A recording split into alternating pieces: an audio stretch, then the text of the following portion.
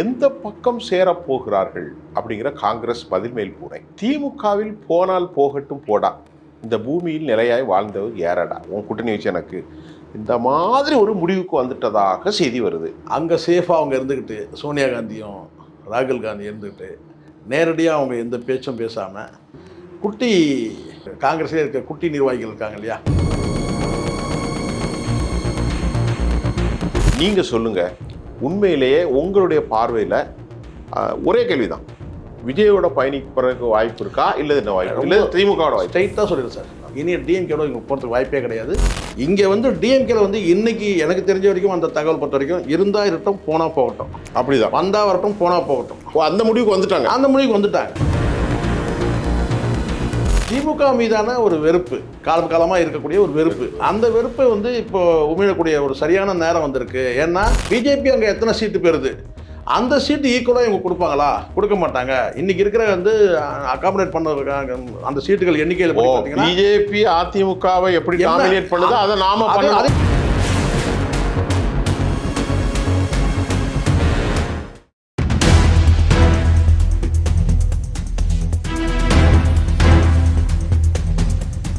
நேயர்களே, இன்றைக்கு நாம் சந்திக்க போகிற மிக முக்கிய ஆளுமை திரு சேக்குவாரா அவர்களை நாம் சந்திக்க போகிறோம். அவற்றை நிறைய கேட்பதற்கு சமகால அரசியலில் நிறைய விஷயம் இருக்குது. இன்றைக்கு நாம் அவரோட முதல் இந்த அமர்வில், இந்த நேர்காணலில் சமகால அரசியல் குறித்து நான் பேச போகிறேன். இந்த நிகழ்ச்சிக்கு வந்திருக்கக்கூடிய தோழர் சேக்குவாரா அவர்களை நான் வரவேற்கிறேன். சார் வாங்க. வணக்கம் சார்.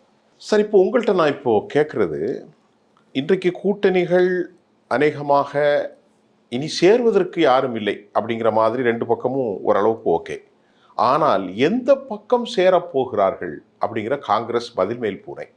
இன்றைக்கு காலையில் சோடாங்கருடைய பேட்டி, கிரீஷ் சோடாங்கர் அவர் சொல்கிறாரு, விஜய் எங்களை கூப்பிடுறாங்க, நாங்கள் பேசுகிறோம், டிஎம்கே கூடயும் பேசிக்கிட்டு இருக்கோம், அதிகாரத்தில் பங்கு என்பது எங்களுடைய சம உரிமை, அதில் ஒன்றும் தவறு இல்லை, எதிரிகளாக இருந்தாலும் பேசுறது தப்பில்லை அப்படின்ட்டு அவர் பேசுகிறாரு. திமுகவில் போனால் போகட்டும் போடா, இந்த பூமியில் நிலையாய் வாழ்ந்தவர் ஏறடா, உன் கூட்டணி வச்சு எனக்கு இந்த மாதிரி ஒரு முடிவுக்கு வந்துட்டதாக செய்தி வருது. உங்களுக்கு நிறைய செய்திகள் வரும், நீங்கள் எப்படி பார்க்குறீங்க இது? இந்த உங்களுக்கு ஒரு சின்ன இதை இப்போ தான் இந்த குட்டி கதைகள்ன்றது இப்போ ரொம்ப ஃபேஷன் ஆகிடுச்சு. சரி, இது கதை இல்லை, ஒரு சின்ன சம்பவம். சரி. இந்த குரங்குகள் வந்து குரங்குகளுக்கு வந்து இயல்பாகவே ஒரு குணம் உண்டு. குரங்குக்கு சரி, தாய் குரங்கு வந்து இந்த சோத்து பானையை சூடு பார்க்கறதுக்கு குட்டி குரங்கு அனுப்புமா. அது நேரடியாக போய் கை வைக்காமல் குட்டி குரங்கை அனுப்பி சூடு பார்க்கறது. குட்டி குரங்கு என்ன செய்யுமா, நேராக போய் சோத்து பானையில் வந்து போய் நான் சூடு பார்க்கும்போது கையை வச்சுட்டு, அதான் குரங்கு, ஆமாம், கையை வச்சுட்டு கேன்னு கத்துமா, கிச்சு கத்துமா எனக்கு, ஏன்னா அது சூடு தாங்காமல். அதுக்கப்புறம் தாய் குரங்கு தெரிஞ்சுக்குமா, ஓ சோறு வந்து வெந்துடுச்சு அப்படின்னு. அந்த மாதிரி இந்த குரங்கு குட்டியை விட்டு சூடு பார்க்குற கதைன்னு ஒன்று சொல்லுவாங்க. அந்த மாதிரி இப்போ காங்கிரஸ் என்ன பண்ணிச்சுன்னா, அங்கே சேஃபாக அவங்க இருந்துக்கிட்டு, சோனியா காந்தியும் ராகுல் காந்தி இருந்துக்கிட்டு நேரடியாக அவங்க எந்த பேச்சும் பேசாமல் குட்டி காங்கிரஸில் இருக்க குட்டி நிர்வாகிகள் இருக்காங்க இல்லையா, பிரவீன் சக்கரவர்த்தியாக இருக்கட்டும், கேசி வேணுகோபால், அதுக்கப்புறம் இங்கே கேசி வேணுகோபால் அவர் பேச்சுக்கு வந்தார். அவர் அடுத்த கட்டம் செகண்ட் மாணிக் தாக்கூர், மூணாவது தான் நீங்கள் சொல்ல கேசி வேணுகோபால். ஸோ இவங்களும் கூட வந்து பார்த்தீங்கன்னா கேசி வேணுகோபால் கூட இல்லை. இப்போ இவங்க மாணிக் தாக்கூர், ஜோதிமணி, கிரீஷ் சோடாங்கர் இவர்களுடைய பேச்சில் ஏற்பட்ட குழப்பத்தினால் தான் மத்திய பிரதிநிதியாக கேசி வேணுகோபால் வந்தார். ஆனால் கேசி வேணுகோபால் வந்து என்ன கேட்டால், திமுக தரப்பில் வந்து இன்னும் என்ன பேசினார், ஏது பேசினார்ன்றது செய்தி வெளியே வரவே இல்லை, அவர் சொல்லவும் இல்லை. ஆனால் அதே சமயத்தில் வந்து ஒரு ஒரு உறுதியான நிலைப்பாடு தெரிவிக்காமல் அவரும் கூட வந்து பார்த்தீங்கன்னா இங்கே இருக்கிற சூழ்நிலையை வந்து ஒரு அப்சர்வ் பண்ணுறதுக்காக வந்த மாதிரி தான் தெரியுது. ஏன்னா கிட்டத்தட்ட ஒரு 2000 கிலோமீட்டருக்கு அந்த பக்கம் இருந்து ஒரு அரசியல் பண்ணக்கூடியவங்க இங்கே லோக்கலில் வந்து அவங்க ரெப்ரசன்டேட்டிவ் அனுப்பி இங்கே என்ன நிலவரன்றதை வந்து அப்சர்வ் பண்ணுறதுக்காக அனுப்புங்க. அவர் வந்து ஒரு அப்சர்வ் பண்ண வந்தவராக தான் தெரிகிறத தவிர கூட்டணிக்கு பேச வந்தவராக இருந்தாருன்னா கூட்டணி குறித்து ஏதாவது ஒரு முடிவு அறிவிச்சிருக்கணும். ஆனால் இங்கே இருக்கிற நிர்வாகிகள், காங்கிரஸ் நிர்வாகிகள் இங்கே உள்ள சூழலை வந்து அப்சர்வ் பண்ணிட்டு தான் அங்கே போயிருக்கிறாரு. ஒரு ஆசை இவங்களுக்கெல்லாம் இருக்குது. ஒரு ஆசை நான் சொல்கிறது, இப்போ திருச்சி வேலுச்சாமி போன்றவர்கள்லாம் வந்து ஏன் இந்த கூட்டணியில் நம்ம தொடர்ந்து நீடிக்கணும் அப்படின்னா, சரி அது என்ன பிரச்சனை இவங்க சொல்கிற மாதிரி வந்து ஆட்சி அதிகாரத்தில் பங்கான்னு சொன்னால் நிச்சயமாக அந்த எண்ணம் கிடையாது. திமுக மீதான ஒரு வெறுப்பு, காலம் காலமாக இருக்கக்கூடிய ஒரு வெறுப்பு. அந்த வெறுப்பை வந்து இப்போ உமிழக்கூடிய ஒரு சரியான நேரம் வந்திருக்கு. ஏன்னா மாறி மாறி திராவிட கட்சிகளும் மாறி மாறி கூட்டணி வைக்கும்போது இப்போ மூன்றாவதாக ஒரு சக்தி இருக்குது. அந்த சக்தியை வலுவாக நம்புகிறாங்க விஜய். அப்போ மூணாவது ஒரு ஆப்ஷன் இருக்கும்போது ஏன் நம்ம வந்து இதை கன்சிடர் பண்ணக்கூடாதுன்னு நினைக்கிறாங்க. ஆனால் அங்கே வந்து டெல்லியில் இருக்கிறவங்களுக்கு என்னென்னா, இது சரியான முடிவாக இருக்குமா, ஒரு மண்குதிரை நம்பி நம்ம வந்து பயணம் பண்ணுறோமா, ஒரு வேளை இது வந்து 29 நமக்கு வந்து பாதிப்பை ஏற்படுத்துமா, இருக்கிற எம்பிக்களையும் நம்ம வந்து இருக்கிற கூட்டணியிலே வலுவான இந்தியா கூட்டணியில் வந்து வலுவான வந்து டிஎம்கே, அங்கே இருக்கக்கூடிய வந்து நம்ம அந்த திமுக தரப்பு வந்து வரக்கூடிய வந்து ஒரு 30 எம்பி 40 மொத்தத்தில் 40 கூட்டணியோடு சேர்த்தா 40 எம்பி, ஒரு 40 எம்பியை நம்ம வந்து இழந்துடுறோமா ஒரு வேளை அப்படின்ற ஒரு கணக்கு அவங்களுக்கு வந்து. ஏன்னா அவங்க 29 கவலை அவங்களுக்கு டெல்லியில் இருக்குங்க எப்பவுமே.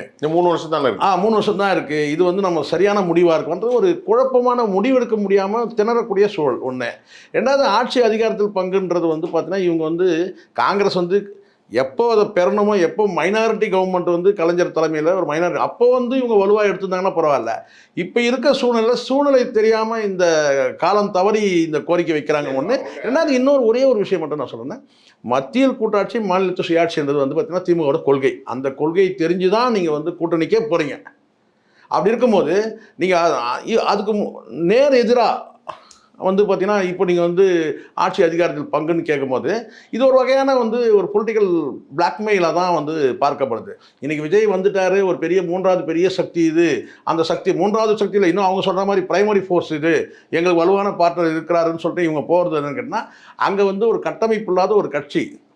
திமுக வந்து கிட்டத்தட்ட வந்து ஒரு 70 ஆண்டு காலம் வந்து ஒரு கட்டமைக்கப்பட்ட ஒரு கட்சி இருக்கும்போது, அந்த கட்சியை நீங்கள் நம்பி போகாமல் ஒரு புதுசாக தொடங்கின ஒரு கட்சியை நம்பி போகும்போது அது எந்த அளவுக்கு வலுவாக நிற்கும், இந்த கவலை வந்து பார்த்திங்கன்னா மத்திய காங்கிரஸுக்கு வந்து இருக்குது. அதனால் ஒரு குழப்பமான சூழ்நிலை இருக்குது. இப்போ அன்றாட செய்திகள் தினம் ஒரு செய்திகள் இப்போ ஒரு குறுக்கிடுறேன். மத்திய காங்கிரஸ் சொல்லி மாணிக் தாக்கூர் கேட்காம போயிட்டாரு, சோடங்கர் கேட்காம போயிட்டாரா, ஜோதிமணி கேட்காம போயிட்டீங்களா, வேலுமணி கேட்காம போயிட்டாங்களா? இல்லை சார், அப்போ அப்படின்னா அவங்களுக்கு ஒரு தலைமைக்கான டைனமிக் அங்கே தலைமையில் நான் சொல்கிறது, தலைமையிலே இருவேறு கருத்து இருந்துன்னு வச்சுங்க. இப்போ தலைமையிலேயே அப்போ அதை சொல்லுங்க. தலைமையில் இப்போ நீங்கள் உதாரணத்துக்கு இவர் கூட சேரலாமா, அவர் கூட சேரலாமா? அதுதான் தலைமையில் வந்து சோனியாவுக்கும் வந்து ராகுலுக்கும் ஒரு விருப்பம் இருக்கலாம். அடுத்த கட்டத்தில் இருக்க கார்கே போன்ற அடுத்த கட்ட நிர்வாகிகளுக்கு வந்து பார்த்தீங்கன்னா, இல்லை நம்ம வந்து எவ்வளோ காலம் நம்ம இப்படியே நம்ம பயணிக்க முடியும்.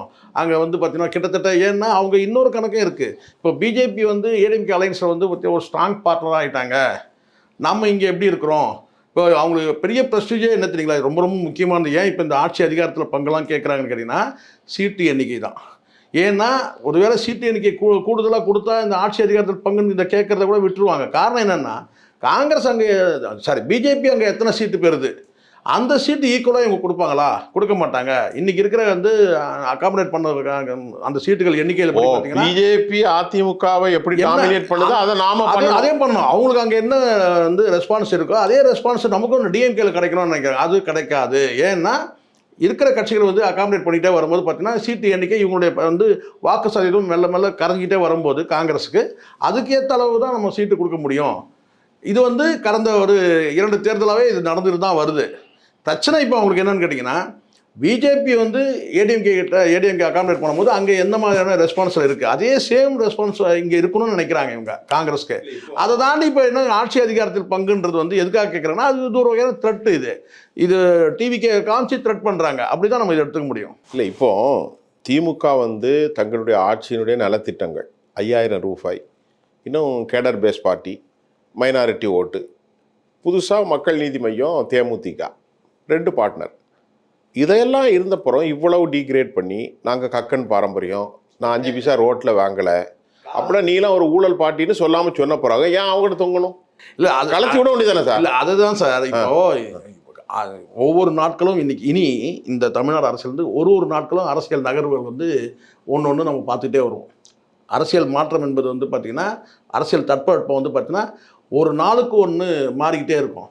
இப்போ கூட்டணியை பொறுத்த வரைக்கும் வந்து பார்த்தீங்கன்னா எல்லாருமே வந்து கிட்டத்தட்ட 2 சைட்லேயும் வந்து அகாமடேட் ஆகிடுச்சு. ஒன்று காங்கிரஸ் மட்டும்தான் வந்து இப்போ இழுபறியில் இருக்குது. ஏன் நேற்றைக்கு தான் ஆரம்பித்த பண்டுரி ராமச்சந்திரன் கூட வந்து பார்த்தீங்கன்னா நான் விஜய் ஆதரிக்கிறேன்னு சொல்லிட்டாரு. சரிங்களா? அது கூட்டணின்னு சொல்ல விஜய் நாங்கள் ஆதரிக்கிறோம், டிவிகே நாங்கள் வந்து ஆதரிக்கிறோம், கூட்டணின்னு சொல்லனாலும் ஆதரிக்கிறோம்னா முடிஞ்சிச்சு. அப்போது நேற்றைக்கு தினம் ஆரம்பித்த கட்சி கூட ரெடி ஆகிடுச்சு. சரிங்களா?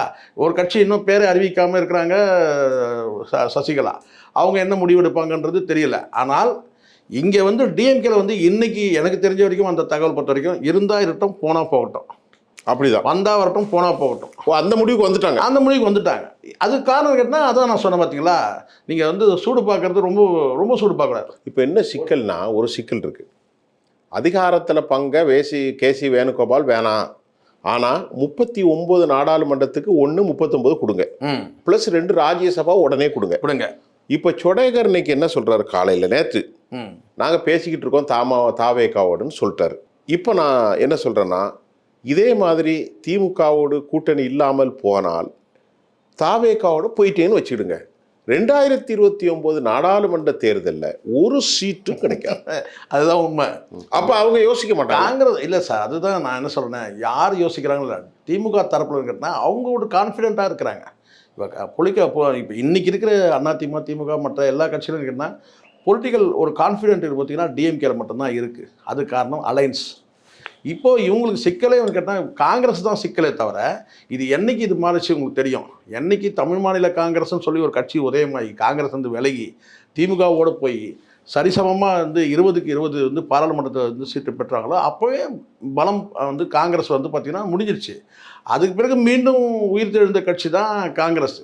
அப்போ நாளுக்கு நாள் அதுலேருந்து தான் உங்களுக்கு வந்து பார்த்திங்கன்னா வந்து கிட்டத்தட்ட 96க்கு பிறகு தான் உங்களுக்கு வந்து அந்த காங்கிரஸே கரைஞ்சிட்டு வருது. அந்த காங்கிரஸ் வந்து கரைஞ்சி இப்போ நான் கேட்குறேன் உங்கள்கிட்ட, இன்றைக்கி இருக்கிற அது விஜயகாந்த் அவர்கள்கிட்ட இருந்த அந்த 8% இருந்து 10% இருக்கட்டும், விஜயகாந்த் அவர்கிட்ட 8% சீமான் கிட்ட இருக்கிற 8% எங்கேருந்து வந்து ஆகாயத்தில் தான் வந்தது. எல்லாமே காங்கிரஸ் வந்து பார்த்தீங்கன்னா கரைஞ்சதுடைய விளைவு தான். 44 அப்போ வந்து காங்கிரஸ் 44. ஆமாம், எப்பவுமே 1977 22.8. ஒரு சின்ன ஃபார்முலா சொல்லிடுறேன், உங்களுக்கு நல்லா தெரியும். பாராளுமன்ற தேர்தலில் இவங்க 10 வச்சுட்டு 30 கொடுப்பாங்க. பாராளுமன்ற தேர்தல் இது வழக்கமாக நடந்துச்சு. திராவிட கட்சிகள் மாறி மாறி எப்படி 10 இவங்க 10 எம்எல்ஏ 10 எம்பி இவங்க கையில் வச்சுக்கிட்டு 30 கொடுப்பாங்க. காங்கிரஸ் கொடுப்பாங்க. ஆமாம், காங்கிரஸ் 30 1980 வழக்கமாக இது நடந்துட்டு வந்துச்சு. திமுக அதிமுக அப்படிதான். ஆமாம், வழக்கமாக வந்துச்சு. அப்போது ஒரு கட்டத்துக்கு எப்போ இந்த மாறுதுன்னு கேட்டிங்கன்னா, தமிழ் மாநில காங்கிரஸ் மூப்பனார் தலைமையில் உருவாகும் போது தான் இந்த காங்கிரஸ் ஒட்டுமொத்தமாக அங்கேருந்து வந்து, அதாவது 96 அதுக்கு பிறகு அடுத்தடுத்து வந்து பார்த்தீங்கன்னா காங்கிரஸ் வந்து தேய்மானம் ஆகுது. அப்போ விஜயகாந்த் வந்து அரசியல் வந்து வருகை, விஜயகாந்த் கிட்ட போகுது.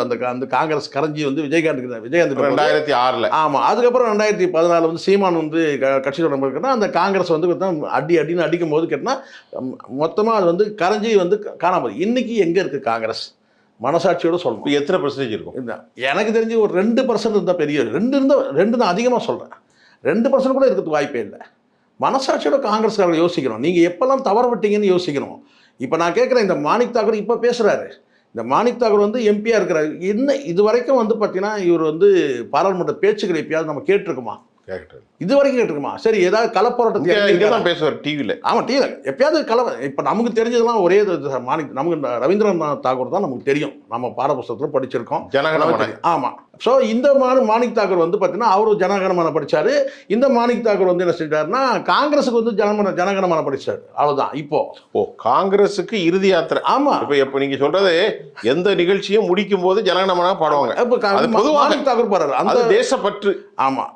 ஆனால் ரவீந்திரநாத் தாகூர் வந்து என்ன செஞ்சாரா அதை இந்த தாகூர் வந்து என்ன பண்ணுறாரு, மாணிக் தாகூர் வந்து காங்கிரஸை முடிச்சு விடுறாரு. ஒரே ஒரு கேள்வி, நிகழ்ச்சியுடைய இறுதி கேள்வி. இப்போ இந்த டிசன்ட் வாய்ஸில் நம்ம வந்து ப்ரிடிக்ட் பண்ண முடியல. ஆனால் அவர் சொடாங்கர் வந்து நாங்கள் தாவேகாவோட பேசுகிறாங்கன்னு சொல்லிட்டார்.